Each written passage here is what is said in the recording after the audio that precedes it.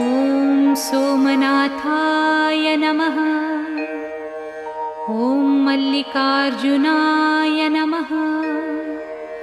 ॐ महाकालेश्वराय नमः। ॐ ओंकारेश्वराय नमः। ॐ वैद्यनाथाय नमः। ॐ भीमशंकराय नमः। ॐ रामेश्वराय नमः। ॐ नागेश्वराय नमः। ॐ विश्वेश्वराय नमः। ॐ त्र्यंबकेश्वराय नमः। ॐ केदारेश्वराय नमः। ॐ भुस्मेश्वराय नमः।